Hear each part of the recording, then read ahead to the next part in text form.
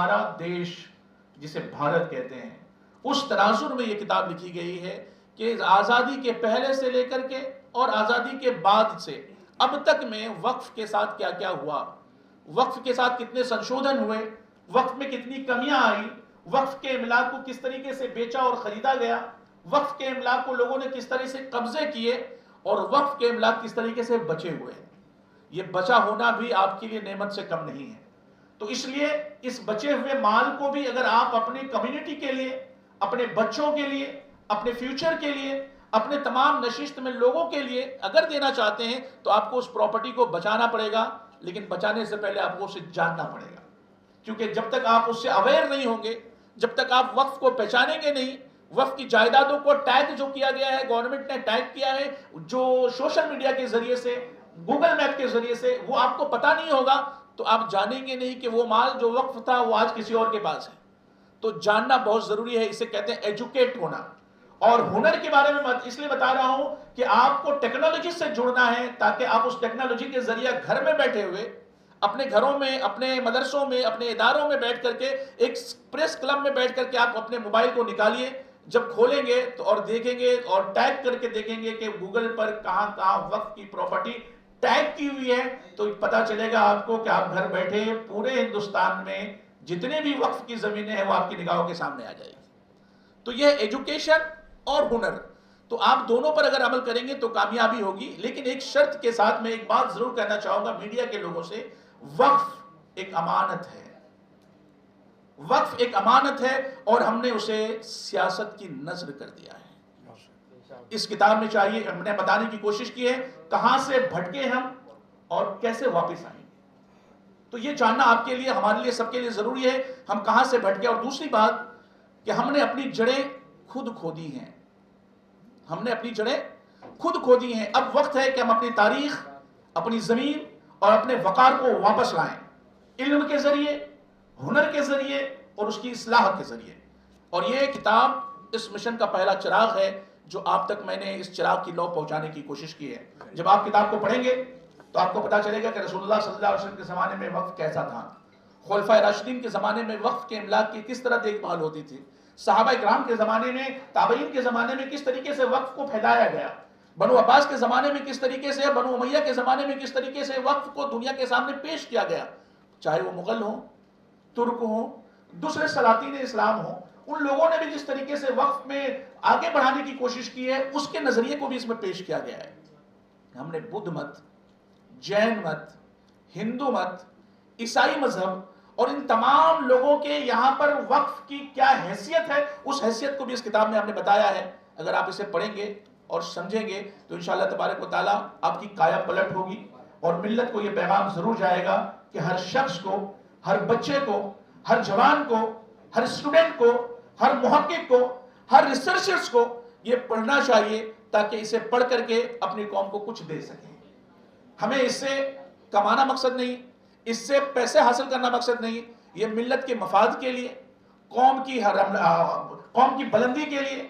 قوم کی حفاظت کے لیے، قوم کو آگے بڑھانے کے لیے، ملت کو ایک سرمایہ دینے کے لیے ہم نے یہ کتاب تجویز کی اور یہ کتاب آج اردو میں آپ کے سامنے موجود ہے۔ میں مہاراشٹر میں ہوں،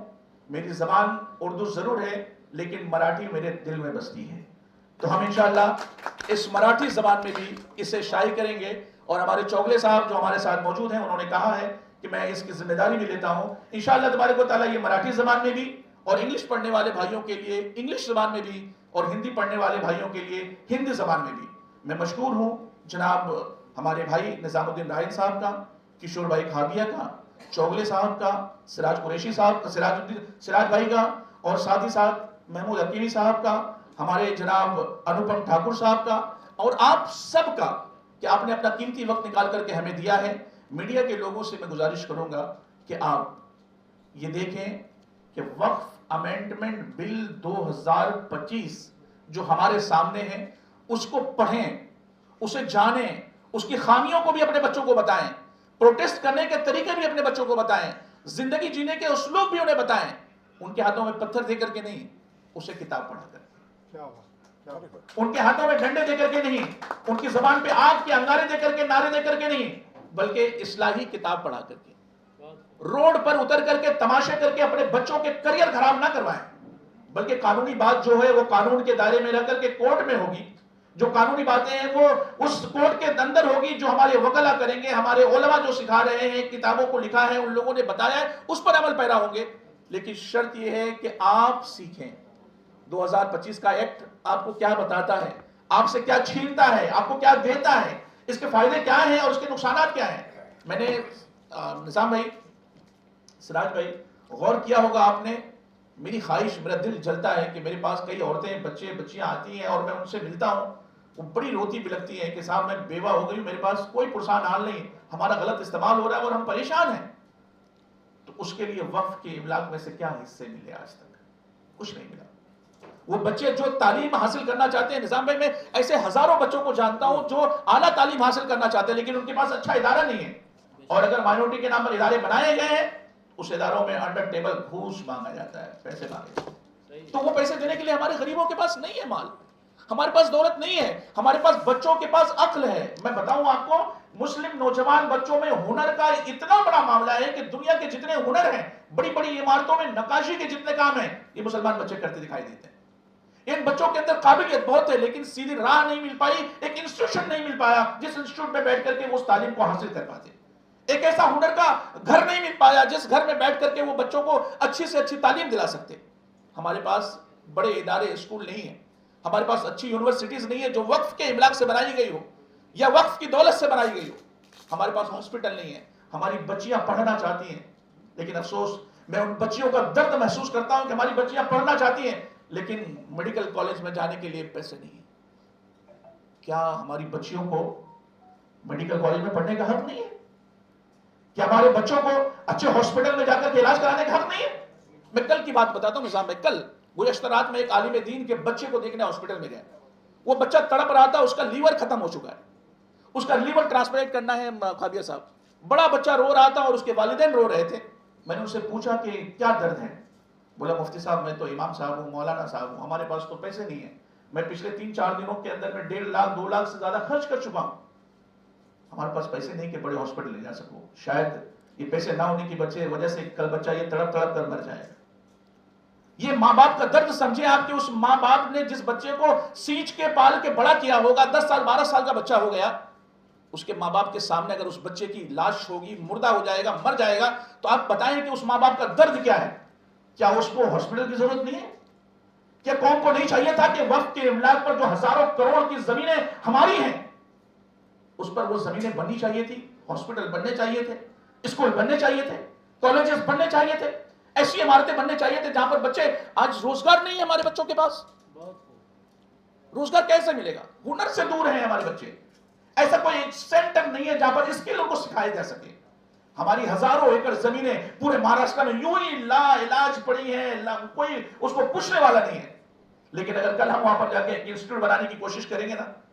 تو ہمیں قبضہ دار کہہ دیا جائے گا یا پھر ہم سے ہمارے اوپر الزامات عائد کر دیے جائیں گے، لیکن وہ دوسرے بلڈر کو وہ زمینیں بیچ دی جائیں گی اور اس پر بڑے بڑے کمپلیکس تیار کیے جائیں گے۔ یہ درد ہے، یہ کتاب قسم خدا کی میں آپ کو بہت ذمہ داری سے کہتا ہوں، نہ میں نے کسی کے میں نے بہت الزامات لگ رہے، جیسے ہی میں نے کتاب کو ٹیزر کیا،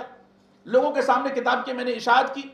سوشل میڈیا پہ کتاب کا پیغام پہنچا، لوگوں نے کہا کہ مفتی صاحب نے کسی کے کہنے پہ لکھا ہوگا، مفتی صاحب کو کسی پارٹی نے سپورٹ کیا ہوگا۔ اللہ میرا شاہد ہے، میرا رب گواہ ہے کہ میں کسی کے کہنے پر یا کسی سے ایک کے لیے بغیر میں نے یہ کام کیا، میری قوم کے لیے، میرے ملت کے لیے، میرے بچوں کے لیے، میرے ان کے مستقبل کے لیے، ان کے خواب کو پورا کرنے کے لیے، ان کے علاج کے اور دوائیوں کے پیسوں کا انتظام کرنے کے لیے، تاکہ وہ بچے علم کو سیکھ سکیں، وہ بچے اپنے حق کو پہچان سکیں، وہ بچے جان سکے کہ ہمارے بزرگوں نے زمینیں ہمارے لیے سپرد کی تھی تاکہ بچوں کا علاج ہو پاتا، ہمارے بڑوں نے مدرسے کے لیے جگہ دی تھی تاکہ ہمارے بچے پڑھ سکتے، لیکن وہ جگہ بڑے رئیسوں کے گھر چلا گیا،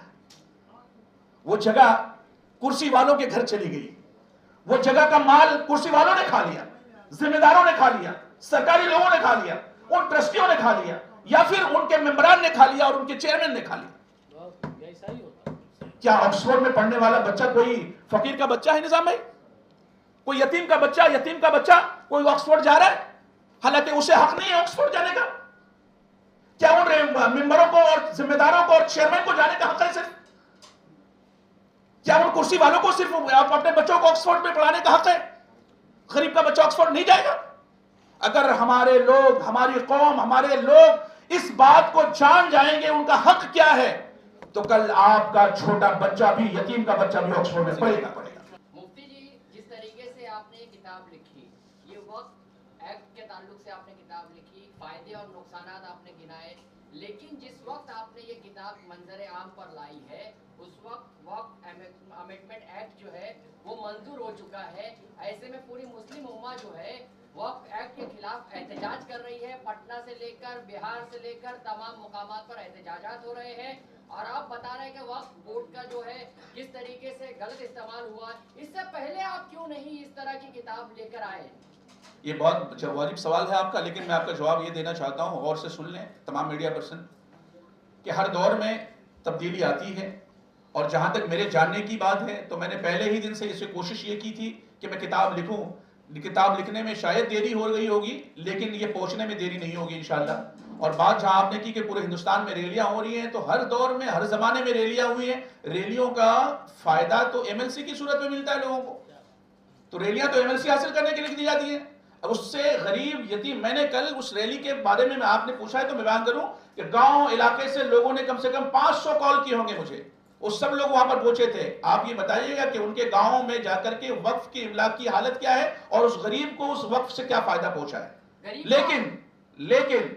जलसा और रैली कराने वाले को MLC जरूर मिली है। नहीं, जब तक जो है वक्फ के फायदे बता रहे हैं आप, अभी नुकसानात बता रहे हैं, लेकिन इससे पहले भी नहीं मिले और अब भी कहाँ मिलने वाले हैं? क्या सरकार की नीयत साफ है? क्या वो मुसलमानों को जो है उसका हक देगी? वक्फ एक्ट बनने के बाद जो है सरकार ने पहले भी वक्फ बेची है, और अब जो ये नई सरकार है इसके मुताबिक ये कहा जाता है कि जाफरानी सरकार है और भगवा ताकतों के साथ मिलकर ये जो है मुसलमानों को तबाह करनी चाहती है और मुसलमानों का जो है इमलाक छीनना चाहती है। ये कॉन्सेप्ट बताया गया है, इस पर आप क्या कहेंगे? ये किसने बताया साहब? ये आप मीडिया वाले बता रहे हैं, लेकिन मैं इतना जरूर कहना चाहूंगा, यही सारे इल्जामात हर पार्टी एक दूसरे पार्टी पर लगाती है। मैं तो धार्मिक आदमी हूँ, मजहबी इंसान हूँ, मैं वो कहता हूँ जो हमने देखा है। हमारी रिसर्च टीम ने जो से देखा, पूरे देश का दौरा करके, हर जमाने में इस तरीके के सवाल उठते हैं, वो उठते रहेंगे, और मामला कानूनी है और कोर्ट में है, इसलिए उस पर ज्यादा नहीं बोलना चाहिए और ना ही रोड पर उतरना चाहिए। कानून की बात कानूनी तरीके से कोर्ट में लड़नी चाहिए, और वहां पर लड़ाई हो रही है और वो होती रहेगी। आप पर इल्जामात आयद किए जाते हैं कि आप किसी मखसूस पार्टी के साथ मिलकर ये काम करते हैं, इस पर आप क्या कहेंगे?